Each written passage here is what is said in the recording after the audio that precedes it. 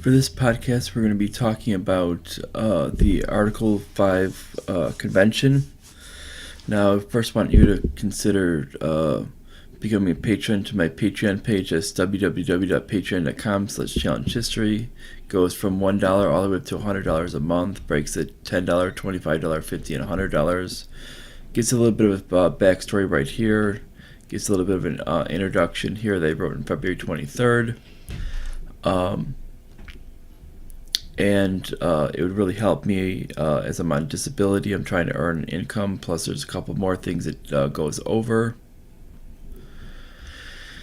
And when it comes down to today's post, because Twitter really wrongfully blocked me for the day, this post is not going to be on Twitter until tomorrow morning. But this will be posted also in addition to obviously YouTube, it's going to be posted on Facebook for those who want to see another link to it. But the reason why is because they took a factual argument that I made and they assumed it as hate speech and bullying when it clearly wasn't, and it was an old tweet that I had made, and the Twitter gods thought that they were going to make that call. So thus they essentially banned me for half of a day, even though I followed their instructions and deleted the tweet anyway, per their instructions.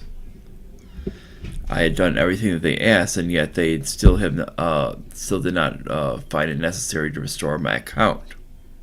The only thing I can do is look at other tweets that are coming up. I assume that they're doing this because they have some insanity going on with it saying, as it says, Happy International Women's Day, with I assume that they think that I'm going to post something hateful on that. But anyway, with it, we're going to go over the Article 5 convention today. After that little rant, obviously I need to make that rant just so people know what's going on, why it's not going to go up on Twitter on the 8th. But we're going over Article 5 convention. Now, what this essentially does is Article 5 normally just says that the process of how amendments get to be added to the Constitution, but in Article 5 convention, which it also states, is how they can essentially rewrite the Constitution in addition to the Constitution itself, how they can strip all amendments and essentially rewrite them. Now, mind you, when I say strip all amendments, I mean every one of them. And they can start over from scratch. Now, the problem being is of these committees that make these are essentially made by committees from each of the states. Now, what's going to happen is you're not going to get the essential rights what you were originally intended to.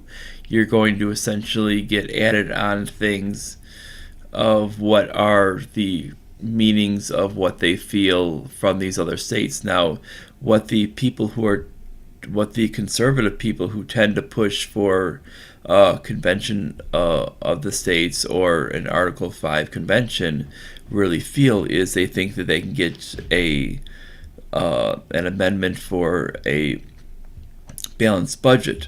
Well, the problem with this is the whole thing with it is the ideas with the balanced budget amendment is people still push for ignoring it in certain times anyway. They've ignored the Constitution as we see. So that's not the actual issue. The issue is actually getting them to follow the Constitution as it's written completely. This is the whole problem. And this is what needs to be understood. And what would actually occur with the Convention of the States when you're actually looking, we'll look over the Bill of Rights. Now, let's look at the First Amendment. This is make no law respecting an establishment of religion or prohibiting the free exercise thereof. Now, people have actually assumed that this means the separation of church and state. it doesn't state this here in the Constitution, yet they've assumed this. Well, this would essentially put that as the new language, and meaning that no one would have the freedom of religion. They would just have separation of church and state, and that would be it. That would be what they would push for. Now, or abridging the freedom of speech. Now, what we've shown earlier is, if we look up on here, is tweet that Matt Kibbe posted a while back. You will see what they actually mean when it comes down to what could happen for freedom of speech, and you're going to be quite surprised. And it comes right here. This is from Titania McGrath, 24, who is a radical intersectionalist, vegan activist, feminist, slam poet, and author of Woke, A Guide to Social Justice. And this is essentially what could be from the left, what they're going to try to push for. She goes, I am deeply concerned that the free speech extremists will find a way to prevent the state from monitoring what people say and think. We need to ensure that the police can arrest those who digress from woke ideas in order to prevent the rise of fascism.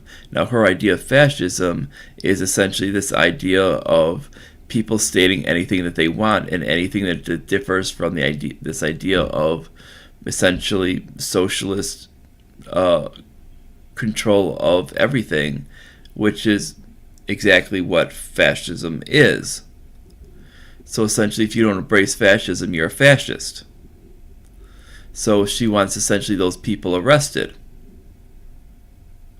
And this could essentially be what takes over for what you're seeing right here, is this idea of abridging the freedom of speech could essentially be wrong. That could essentially be gone, and that could essentially be adopted for basically making exceptions. I mean, we have these things of where Twitter's making exceptions for what they're calling hate speech.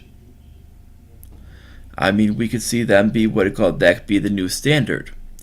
And then it says, or freedom of press. You look at that, and we could see the idea of freedom of press to only include legacy media, where the idea of independent media and foreign media no longer has a freedom of press, because they view it as being troublesome. The right of people to peacefully assemble could essentially be limited to those who get an actual license. It could be the right for people to peacefully assemble, or they could even remove the term peacefully. Right of people to assemble with a license. So essentially, people could violently protest, and as long as they have a license, they have the right to do so. And then they could remove this whole thing to petition the government for redress of grievances. Meaning you could never petition the government ever. And they could also change around the Second Amendment to basically refer to where only the police and government and military had access to weapons, totally negating the actual right of the Second Amendment. Third Amendment would obviously would not really have much legitimacy in modern times. They would essentially rewrite the Fourth Amendment to make what the civilian intelligence do, what they're doing, legal. The Fifth Amendment, they would probably eliminate the usage of being able to not self-incriminate. They'd probably eliminate that, or try to limit that to people of certain ideologies. And they would keep going down with it to basically do that. And essentially, when it came down to the Ninth and 10th Amendments, they would totally scratch those out. When it came down to the Eighth Amendment, they would essentially remove the part of excessive bail and then nor excessive fines. And most likely they would try to remove cruel and unusual punishment. There'd be a lot of people pushing for that to be removed. So then when it comes down to it, essentially you'd have a horrible country in the end that basically you have no rights.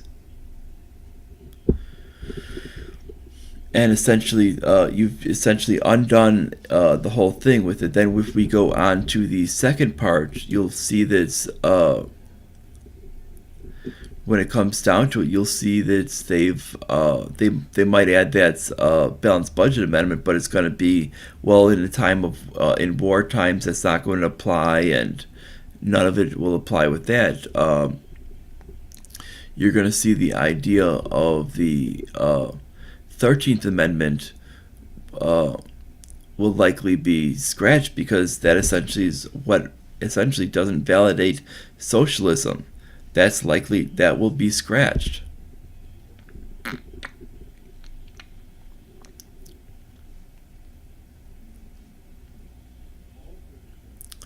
The 15th Amendment is likely to be scratched as well, because the fact is they'll want to essentially make or they'll adjust. They'll probably want to make that on there so they can deny people based on what they said online, or because they had the wrong political ideology, they want to ban people from that. And this is what happens when you get a lot of people who essentially believe these extremist ideas. And it will keep going down when you start looking at these points, and you're going to see that these are going to be what ends up taking over, and what was initially meant in good faith is going to be something completely different. And this is why JBS points that and this is why JBS points that Article 5 is a bad idea.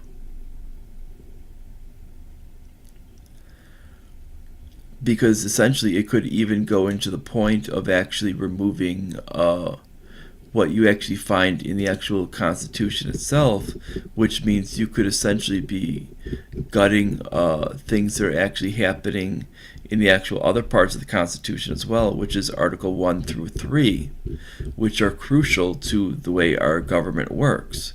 And you can guarantee that, and especially they'll want to gut Article 6, which is, especially liberals will want to do that to make sure that, and a lot of neoconservatives, to make sure that we don't have to pay back our debts. And basically they might want to even get rid of Article 7, which is basically meaning that they don't have to ratify with the states, that they can just automatically approve of it once they put the things through. And then they'll want to get rid of Article basically 1, 2, and 3. They'll want to basically eliminate because they'll want to adjust it to make sure that the executive is super powerful. This is what you'll find from the liberals, because they know once the executive is super powerful, and then when it comes, or I should say on Article 2, and then Article 1, they'll want to adjust because they want to keep using a fiat currency. They have to make sure that to coin money is completely stripped from there. And they'll have to make sure that a lot of these, and then to declare war essentially needs to be stripped from there as well, because they need to make sure that that is an executive power. Then when it comes to Section 3 with it, they're going to have to basically give them the ability to fix laws that are unconstitutional, because the fact is you need to make sure that they're allowed to rewrite things when they're unconstitutional and make them constitutional.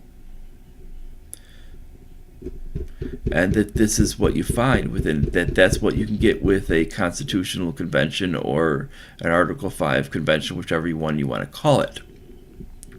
And this is why when we go to JBS, they understand that in Article 6 it forces that people to actually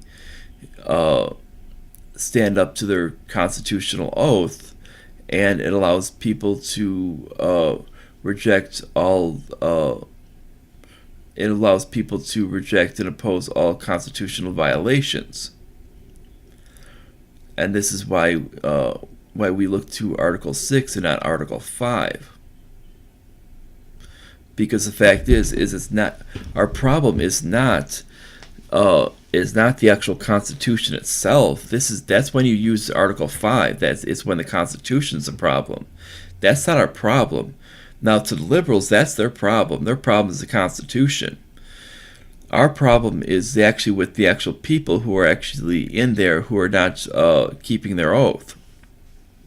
When over 95% of the people in the legislative bodies aren't keeping their oath, when we have executives that are not keeping their oath, when we basically our monetary system is unconstitutional, when we have a judicial system which is not keeping its oath, you should obviously realize that basically Article 6 is your solution, not Article 5.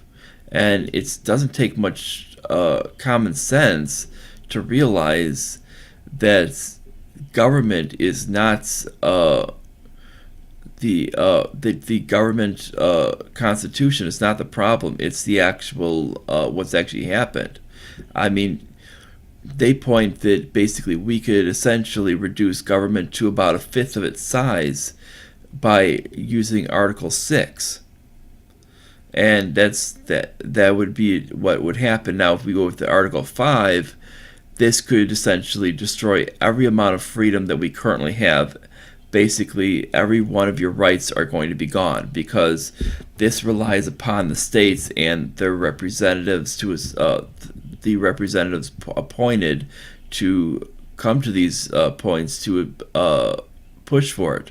And this is why people like George Soros love the idea of an Article 5, because the fact is they can gut the Constitution and everything that's been in their way. And they don't, anybody who considers the Constitution as an obstruction to the last bit with it, they can do this. Essentially, what we see with what people like Jack Dorsey have done with Twitter and want to basically declare hate speech is an actual real thing, they can do this now and reestablish the laws right there. What Article 6 could do is Article 6 could state that that we would actually be reestablishing the laws of free speech to expand to anything that the government has control over, including the internet. Now, the internet would then have to do this. This would mean that unless you actually viewed yourself as an internet publisher, you would then be subject to the laws of the Constitution and have to validate yourself for free speech. That means if you're social media, you have to be grounded by free speech, and you could not remove content based on what you considered as hate speech. Those would have to be stripped, and all of these things from Facebook to Twitter to YouTube to Instagram to all of these other ones, they would have to declare themselves as either A, a publisher, or B, social media. They could not declare themselves as some ambiguous area in between. They would have to make their decision. Which one are they?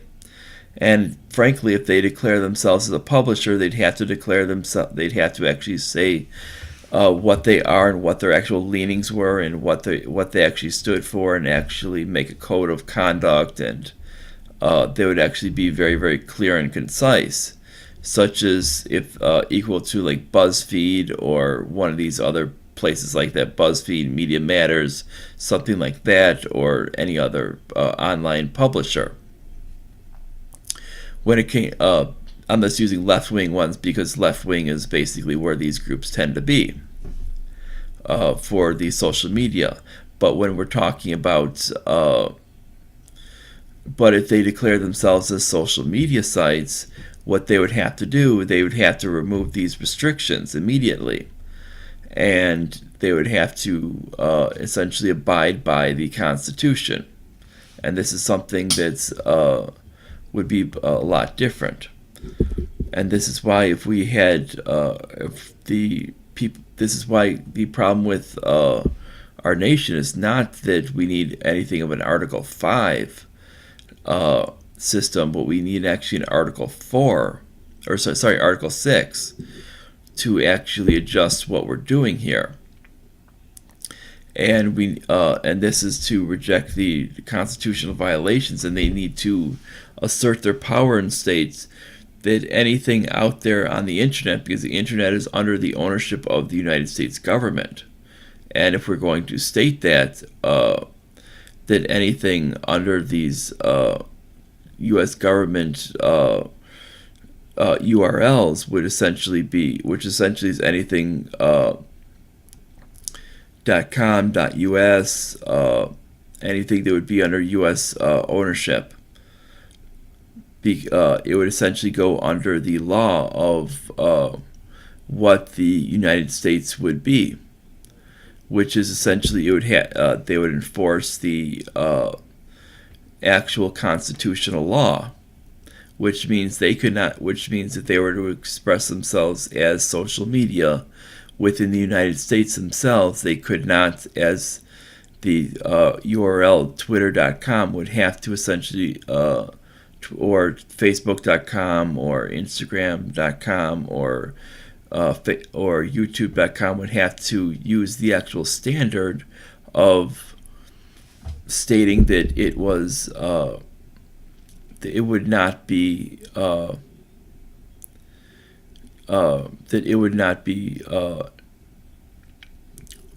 would have to declare himself as what it was, is either social media or publisher. If it did not declare itself as a publisher, which it has limited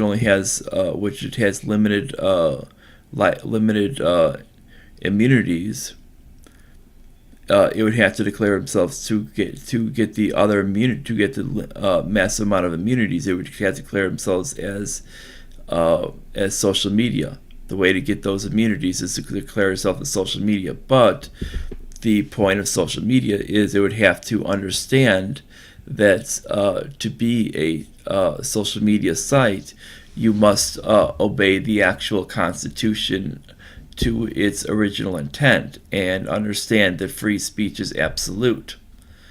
And the problem being is they don't want to do this. What they want is they want the benefits of they like the idea of Congress, of the actual government being weak on these things, and them basically acting in such a way that they're letting these social media sites essentially act where they can act as a publisher but get the benefits of social media. Well, the fact is you need to be hard on them and state you need to pick one or the other. And the moment that they pick publisher, they're going to be those sites are going to be doomed. Because we see when it comes to publishers, if you go into those left-wing areas, your sites are dead. We've seen with it. Nobody goes to Media Matters. Nobody goes to BuzzFeed. Those are basically dead. They need they need massive amounts of funding to survive. And without this, they're pretty much financially dead. Nobody wants to read that garbage because everybody else is going to leave. Now, what helps out social media is it's supposed to be an open platform for everyone. And the reason why those tend to flourish is because its mission statements are supposed to be an open platform where they don't have a lot of oversight. And this is where you find a huge difference. This is why if they were to actually if this were to be enforced to the way it's supposed to be enforced, you would see that they would have a problem.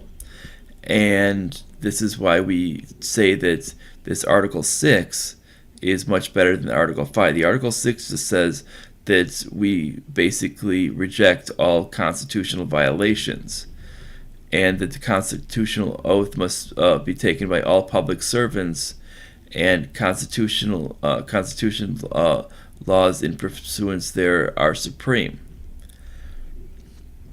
Which means basically is it would get to the point of when it comes to social media is it would force them to make that decision, and I think it would cause them to eventually either a back off or realize that if they want to be a publisher, they're going to be going downhill very fast. Now, if you like this, like, subscribe, click the notification bell. Make sure you share all the way out on social media. Please be share it to Twitter, because otherwise it's not coming. It's not going to be on Twitter until tomorrow. And check out my Patreon if you can. Share it to other people so they can check out my Patreon page. And that's going to be down here below. And that's about it. Bye, everyone. And check out. I'll do probably one more live stream tonight that'll also be on post on Facebook because of this ban. It'll become on I'll post it on Twitter tomorrow morning as well, but that'll go on the idea of the solution for social media to get to end up making social media choose between being a publisher and being a or being an actual social media sites, to basically make them essentially have a fair system that's fair for everyone, and making them respect the actual rule of law and the Constitution. That's about it. Bye, everyone.